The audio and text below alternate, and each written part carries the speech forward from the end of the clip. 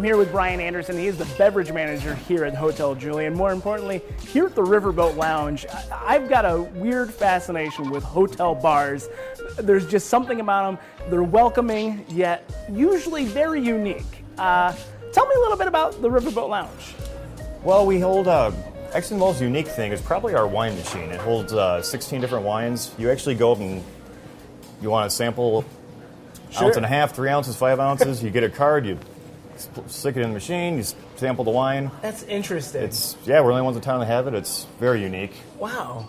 Yeah, that's fun. What's it like being as part of the hotel?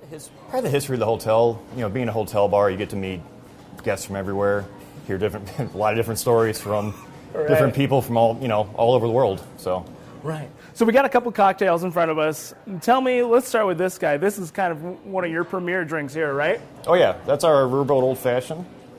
It's Bing cherries, your choice of bourbon or brandy. Sure. Vanilla bitters, muddled orange, and a couple other secrets can't let out. Old Fashions, I love how they're a staple of this area. I've had a lot of Old Fashions across this tri-state area. Even on this show, we've had quite a few. That's a pretty good one. I mean, is that something you guys kind of think about? Try to keep things pretty local here? Oh yeah, absolutely. That's probably our top-selling craft cocktail drink. So we're always trying to mix it up, make it better. Use a different simple syrup. Use a different liquor. Use a different. Even the Bing cherry, it just holds a different taste than a Marciano cherry. It's right. It's fun mixing it up. How much do you have a role in making the cocktails here, and designing, coming up with the concepts? I'm pretty much 99% in charge. I love giving my crew the chance to come up with something, run it by me. We all agree on it as a team, and but it's great hearing everybody's opinions, and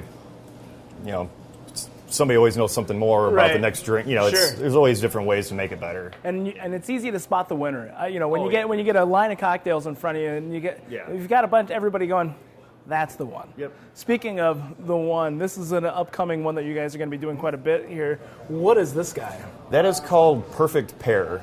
It's a pear liqueur. It's a pear liqueur with bourbon, as well as a splash of sweet vermouth and dry vermouth, which makes it the perfect, and splash of soda water, and a little bit of bitters, and a drunken cherry. And a drunken cherry? Soaked in bourbon and simple syrup. Bourbon and 3 days? You're planning that far ahead, thinking about somebody's going to need some booze, their booze later. Well, they can get a room. So. Woo! It's been soaked in booze for 3 days. I like it because it is a little bit bourbon forward, sure, but it's that pear that kind of balances it out with that sweetness. Again, sweetness and bourbon, that's fun. And then you've got a large wine selection, but also, I would say a nice eclectic mix of fairly local brews. I mean, I'm seeing Big Grove, I'm seeing Single Speed. What else is over there? We have Mad Monk from Galena. Well, I guess it's Illinois, but close enough. Right. We have Seven Hills. They're a local distributor. They're local. Yep. Topping Goliath. Topping Goliath Reunion. up in Decorah. I mean, that's great. How often do you guys try to source local we items? Rotate out weekly. I've seen a demand for somebody staying in the hotel. They say, "What do you have from Iowa?"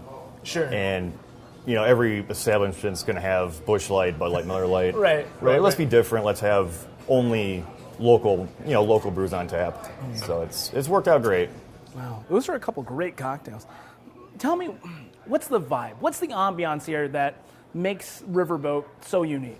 I think it's just the way we take care of the guests. It's second to none. That's what I strive for the most as the beverage manager.